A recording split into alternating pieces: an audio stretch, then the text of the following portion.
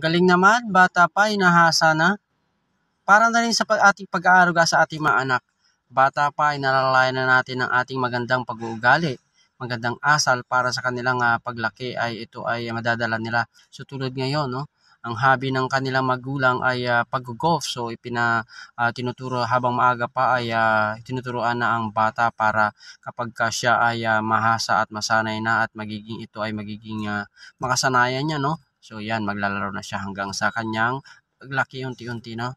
Alright, so ganun ang pagmo-motivate dapat sa ating mga bata dahil ang mga bata ay sila ang magmamana ng bawat ng ating mga ginagawa at tinuturo sa kanila. Ayan, bata pa lang, nililinang na ang kanyang kakayahan ayan, sa golf course.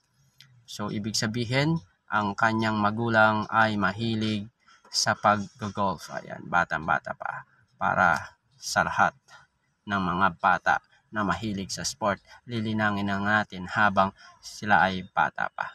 Para kapag sila ay matuto na, yun ay makagawian na nila, yun ay gagawin na nila sa kanilang mga, kung sila man ay may mga bakanting pagkakataon, ito ay spend nila sa kanilang magiging hobby at sa kanilang kinagisnan na ginagawa.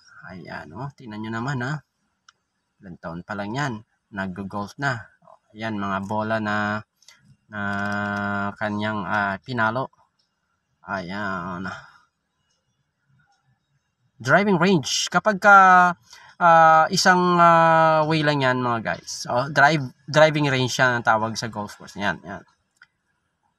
Driving range yan. Pero kapag may mga butas-butas, yan, may competition na kayo, yung golf course, bawat paghampas tapos lalapitan nyo yung bola, ayan, hanggang sa ma-shoot nyo yung bola or malapit doon sa butas na inyong papasukan, yun naman ay competition o naglalaro na kayo talaga, no? So kapag dito sa driving range, hinahasa mo pa lang ang iyong capacity, ang iyong kakayahan sa paghampas ng bola sa pamamagitan ng iba't ibang pamalo ng golf course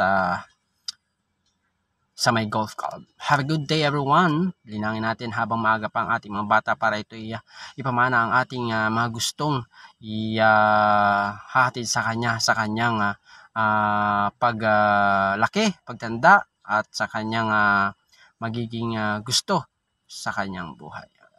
Tayo mga magulang ay dapat magsubaybay, magsuporta kung ano man ang kinakiliwan o kinagisnan at magiging gusto ng ating mga anak.